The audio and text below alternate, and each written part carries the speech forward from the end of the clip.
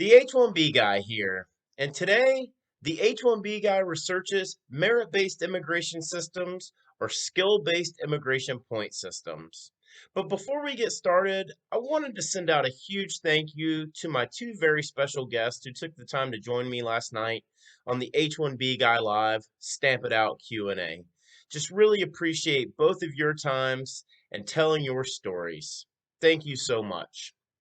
If you haven't already, I want to ask you to please go ahead and subscribe to the H1B Guy channel here on YouTube. It helps me produce more content like this for you.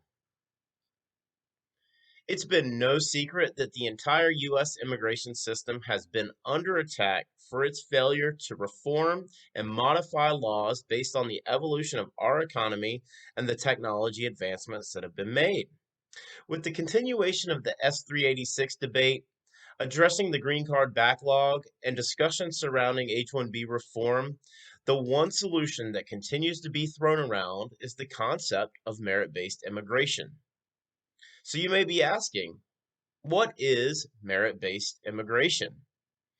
Well, it's an evaluation of the applicant's credentials or merit that includes several clearly defined categories and assigns point values based on each category dependent upon the level of accomplishment.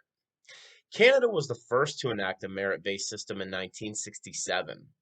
Australia followed suit in 1972, New Zealand in 1991, and the UK began to phase in a point-based system in 2008. In 2015, Canada implemented an express entry system based on points that's been highly applauded for its ease of use and evaluation criteria. If you go back to President Trump's 2016 campaign, part of his platform actually included the implementation of a merit-based immigration system proposal. If you fast forward after the election in 2016 to August 2nd, 2017, when Senator Tom Cotton introduced into the Senate the RAISE Act, or Senate Bill 1720, which proposed to eliminate the employment-based immigration system with a skill-based immigration point system. The introduction of the bill was part of President Trump's administration's attempt to begin the overhaul of the employment-based system and restrict the annual number of temporary foreign workers granted entry into the U.S. each year. So why is the H-1B guy going back to a bill introduced in August 2017? Well, if you've read the news at all lately, reports started flying in the beginning of August. There were a lot of murmurs and rumors that President Trump could sign another executive order, but this time enacting an immigration points system with the simple stroke of a pen. If that were to occur, I really believe that the RAISE Act would be the template for the executive order that's been speculated. So let's look into what the RAISE Act actually proposed, and we'll cover kind of the semantics around it here. So initially, the RAISE Act proposed 140,000 visas would be approved annually for applicants and their spouses' children, their dependents. And those dependents would be included in the total number of annual visas issued. Does that 140,000 number sound familiar to any of you? Well, it should, because we've been talking about that on this channel and discussing it on the site. It's the same number of employment-based green cards that are issued annually currently in the U.S. So, what did the RAISE Act propose? Well, first and foremost, USCIS would have to accept applications electronically.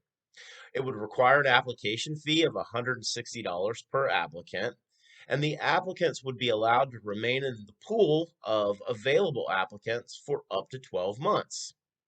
Selections from the pool would occur every 6 months, with up to 70,000 visas released per each selection. Upon being selected, applicants must file their application within 90 days of selection and include an attestation from a prospective employer, an annual salary, verify that the job is vacant and does not displace a U.S. worker, that the employer provides health care, and an application fee of $345. So if we look a little bit further into Senate Bill 1720 and we look at Section 220, which defines what's called tie-breaking factors, i.e. points, okay? They're weighted based on education, English proficiency, and proximity to the 25th birthday of the applicant. I'm not going to cover all of the points here. You can check out all of the points and information and a breakdown on the H1BGuy.com on the post there. But I do want to highlight some of the maximums here. So for age, and this is for your age range, if you're age between ages of 26 to 30, that would be in a maximum allotment of 10 points. For degrees, there's several different breakdowns. It actually gives 1 point for high school, which I thought was pretty interesting. But for a U.S. master's degree in STEM, it's valued at 8 points. For a U.S. professional degree or doctor's degree in STEM, that's valued at 13 points.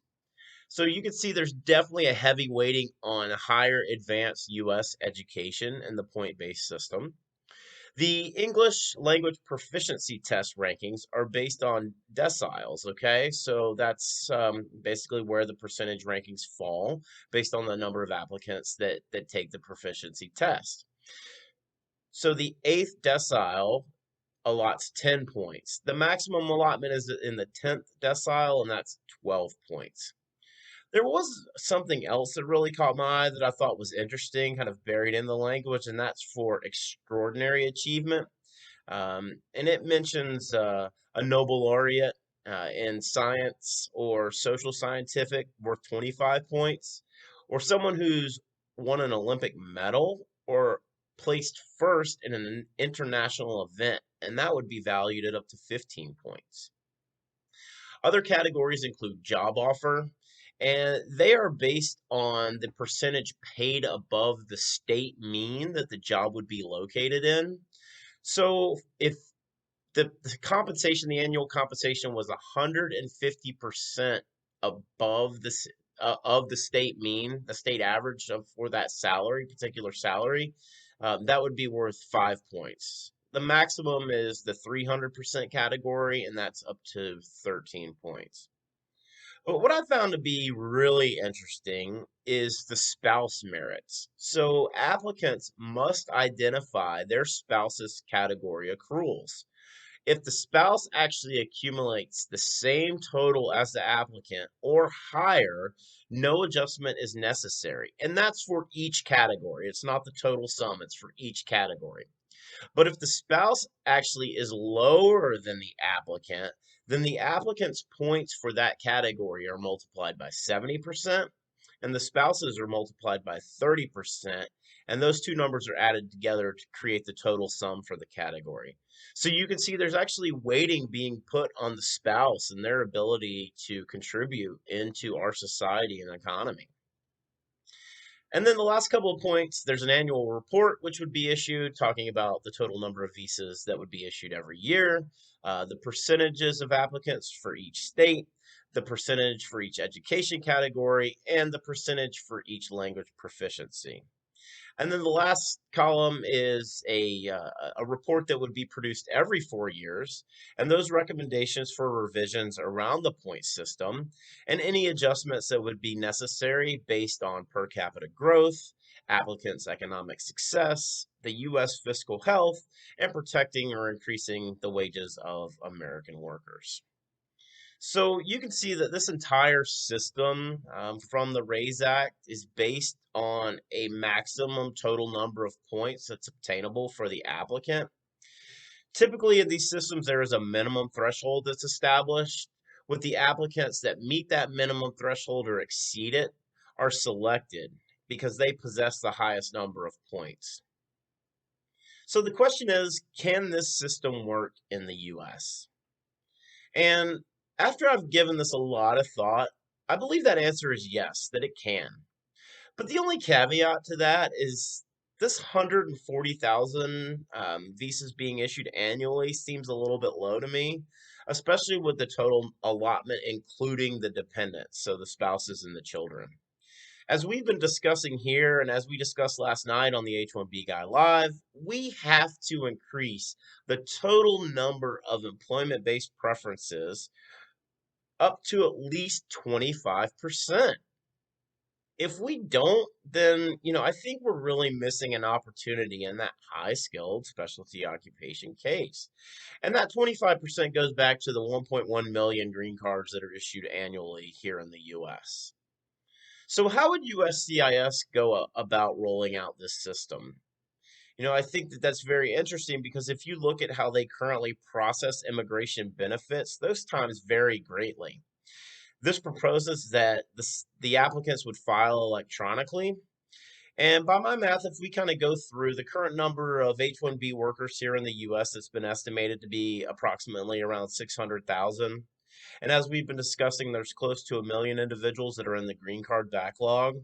You know, these million and a half people would be immediately impacted by any sudden change to a merit-based system. So I think this needs to be carefully thought out with the first two categories of individuals that we've discussed, the H-1Bs and those individuals in the green card backlog. There needs to be a mutually agreeable transition in place before USCIS could even begin to roll out a point-based system. So what are your thoughts around a merit-based immigration system that values points based on a variety of defined categories that we've discussed? Are you anticipating President Trump to sign an executive order before the upcoming election enacting a skills-based immigration point system?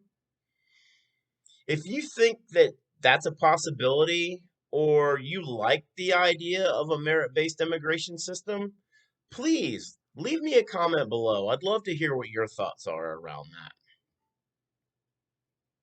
For the full post on this content, please check out the h1bguy.com.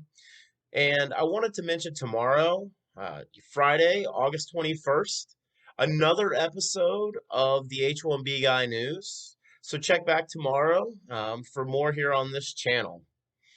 As always, if you haven't, please like this video. Please subscribe to the H1B Guy channel here on YouTube and click the bell for notifications. The H1B Guy, your global source for all things H1B.